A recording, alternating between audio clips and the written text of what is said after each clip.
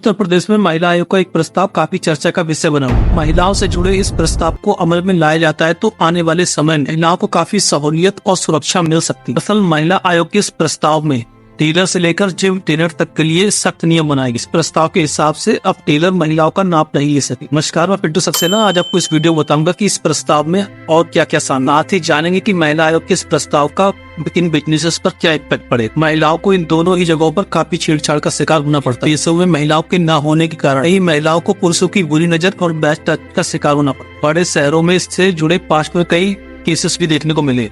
उत्तर प्रदेश राज्य महिला आयोग ने महिलाओं की इन्हीं समस्याओं का संज्ञान लेते हुए ये प्रस्ताव पेश किया, जहां आप टेलर महिलाओं के कपड़े सिलने के लिए उनका नाप नहीं ले सके। जिम में भी अब पुरुष ट्रेनर महिलाओं को ट्रेन नहीं करे। प्रस्ताव के अमल में आने से टेलर को अपनी दुकान में एक महिला टेलर को रखना पड़ेगा, साथ ही जिम में एक महिला जिम ट्रेनर का रखना अनिवार्य हो जाएगा। इस कदम के संबंध में महिला आयोग की अध्यक्ष बबीता चौहान का मानना है इस प्रस्ताव से महिलाओं की सुरक्षा के साथ ही उनके रोजगार के रास्ते भी खुले। उन्होंने कहा कि मेरी अपील है कि टेलर की दुकान में एक टेलर महिला होनी चाहिए, साथ ही जिम में एक महिला ट्रेनर भी होनी चाहिए। साथ ही उन्होंने कहा कि पहले ब्यूटी पार्लर में केवल महिलाएं ही होती, ब्यूटी पार्लर में पुरुष कर्मचारी भी होने लगे, तबकि आज ब्राइडल मेकअप भी पुरुष ही कर रहे हैं। इसके अलावा उन्होंने एक और महत्वपूर्ण बात कही। उन्होंने कहा कि अगर किसी महिला को किसी पुरुष की सेवाएं लेनी है तो उसे इस बात को लिखित में देना पड़ेगा। आयोग ने प्रस्ताव दिया है कि पार्लर, जिम और टेलर के यहाँ अगर कोई मेल स्टाफ है तो उसे इसका पुलिस वेरिफिकेशन कराओ। को बता दें कि महिला आयोग के इस प्रस्ताव का आयोग के सभी सदस्यों ने पूर्ण समर्थन किया। आयोग के सदस्यों ने तो आयोग के इस प्रस्ताव का समर्थन कर दिया है। इस व्यवसाय से जुड़े लोग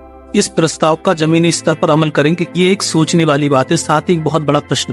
देश और प्रदेश में पहले भी महिला सुरक्षा से जुड़े कई प्रस्ताव लाए गए। दिल्ली दामिनी कांड के बाद कठोर कानून भी बनाए गए, लेकिन घटनाएं आज भी कम नहीं। पश्चिम बंगाल में ट्रेन डॉक्टर से जुड़ी घटना इसका ज्वलंत उदाहरण। महिला आज किसी भी पेशे में अब किसी भी स्थान पर तब तक सुरक्षित नहीं जब तक पुरुषों की मानसिकता में उसके प्रति बदलाव देखने को न मिले। पुरुषों की सोच में महिलाओं के प्रति बदलाव आए, इसके लिए महिलाओं को भी अपनी सोच में सुधार करना। ये सुधार उनके शालीन कपड़े पहनने से लेकर मर्द पर बेवजह इल्जाम लगाना शामिल हो सकता। आप चाहे माने या ना माने, लेकिन इन दोनों ही बातों का पुरुषों की मानसिकता पर नेगेटिव इम्पैक्ट पड़ता है। प्रस्ताव में एक और जरूरी चीज है, वो है कि अब हर जिम में सीसीटीवी कैमरा होना जरूरी, वो भी एक्टिव कंडीशन। साथ ही स्टूडेंट्स के लिए जिम में आईडी कार्ड के साथ ही एंट्री देने की बात इसमें साथ। वहीं स्कूलों की बसेस में महिला सुरक्षा कर्मी का या फिर किसी महिला शिक्षक का होना अनिवार्य। साथ ही कोचिंग सेंटर्स पर भी सीसीटीवी कैमरे और वॉशरूम का होना अनिवार्य। और जिन शॉप्स पर महिलाओं के कपड़े मिलते हैं वहाँ भी महिला कर्मचारी का होना अनिवार्य। बेशक महिला आयोग के इस कदम से महिलाओं की सुरक्षा और उनके